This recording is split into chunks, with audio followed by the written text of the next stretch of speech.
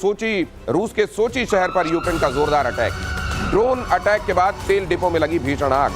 120 fire fighters ने बुझाई तेल डिपो में लगी आग। रूस ने यूक्रेन के 93 ड्रोन मार गिराने का दावा किया।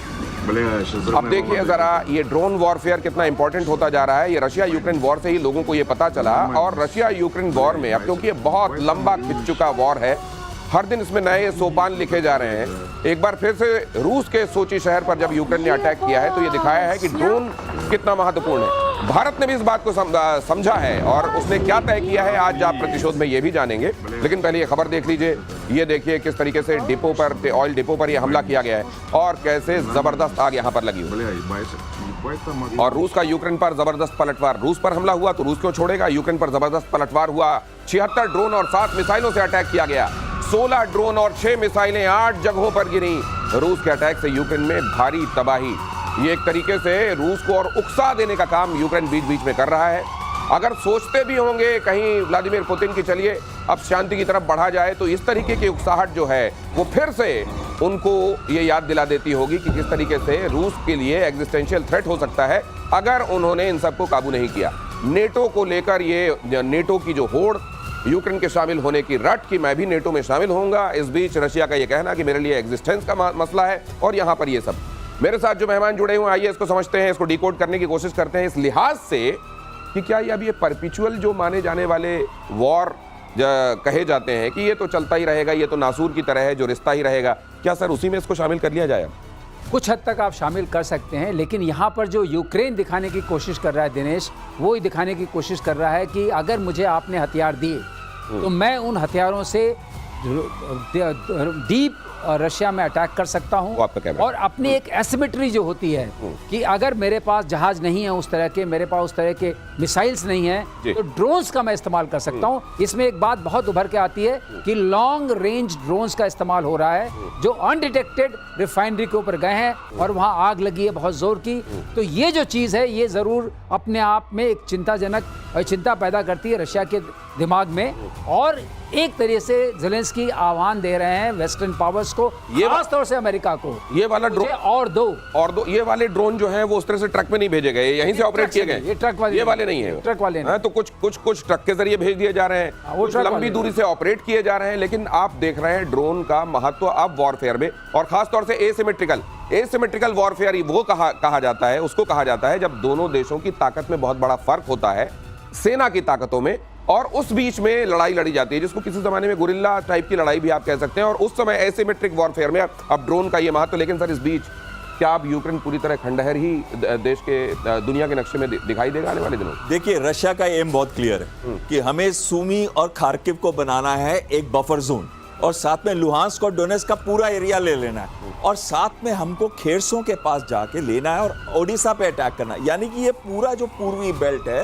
वो अपने पास लेना चाहते हैं, ताकि नाटो में ये नहीं जा रहा, ये तो सहमति है, लेकिन नाटो कितनी दूर रहेगा और यूक्रेन के बीच में और रशिया के बीच में एक बफर बन जाएगा, वो ये चाहता है। यानी कि 25 से 30% के करीब जो इनकी जमीन है, टेरिटरी है, क्रीमिया को मिला के वो अपने पास चाहता है। लेकिन इसका ये मतलब नहीं है कि वो किसी नाटो देश के साथ लड़ाई करेगा। वो कभी भी 32 देशों के साथ युद्ध नहीं करेगा। वो कोशिश करेगा कि जब इस लेवल पे आ जाता है, तो अभी अमेरिका का रिप्रेजेंटेटिव जा रहा है और कुछ ही दिनों में जा रहा है, 8 अगस्त से पहले जा रहा है। तो अब ये ऐसा माहौल बनाया जा रहा है दोनों तरफ से। अगर आपको पिछली बार की शांति वार्ता, लेकिन सर मुझे एक पैटर्न दिखाई देता है। पहले ये प्रोवोकेटिव कोई एक हमला किया जाता है यूक्रेन की तरफ से, रशिया उसके बाद आग बरसा देता है यूक्रेन के ऊपर, और अगले दिन डोनाल्ड ट्रंप सामने आते हैं और कहते हैं कि मैंने 50 दिन का टाइम दिया था, सुन नहीं रहे हैं, इनके ऊपर और खतरनाक सैंक्शंस लगेंगे और इनको और ज्यादा कॉन्सिक्वेंसेस भुगतने पड़ेंगे। क्या यही एक बार फिर से दिखाई देगा?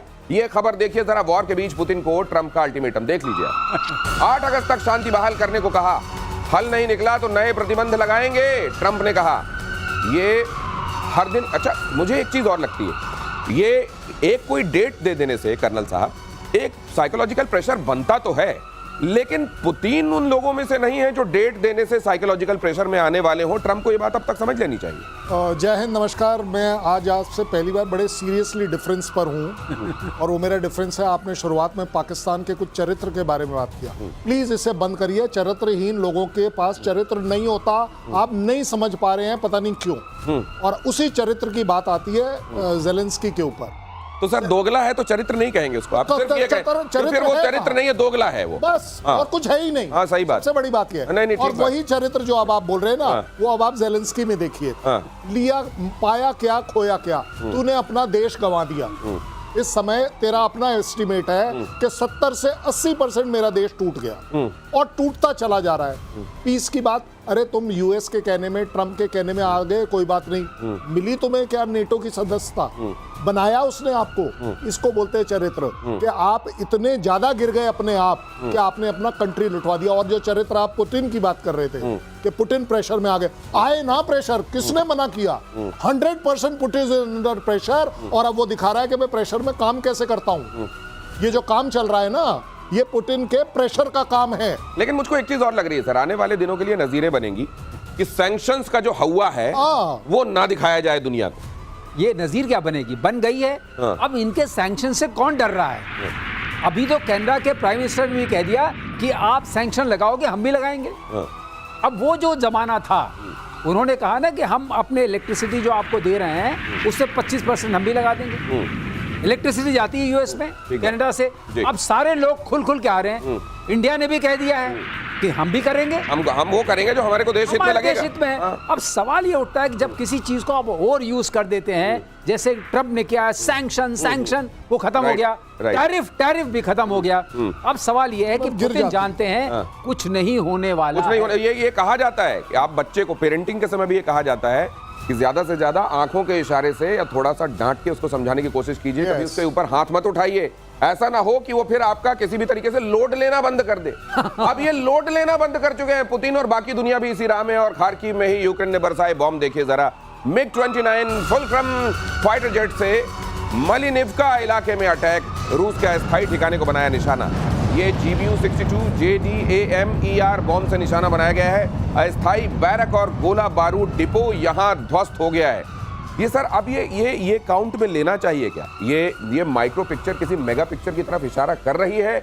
ये जो इवेंट्स है किसी बड़ी पिक्चर की तरफ, किसी इवेंचुअलिटी की तरफ बता रहे हैं, या अब इन्होंने बताना बंद कर दिया? नहीं, देखिए, सूमी और खार्किव का जैसे हम कह रहे थे कि एक बफर जोन वहां बनाएंगे। लुहांस्क और डोनेट्स्क तो ये पूरा लेंगे और खेरसो तक जाएंगे और ओडिशा पे अपना अग्रेसिव पोस्टर रखेंगे। तो इसका मतलब है ये पूरा एरिया जो 25 से 30% का है, ये अब रशिया का होगा। लेकिन इंपॉर्टेंट बात ये नहीं है, खुद आज ज़ेलेंस्की 20% से कम पॉपुलैरिटी है उनकी।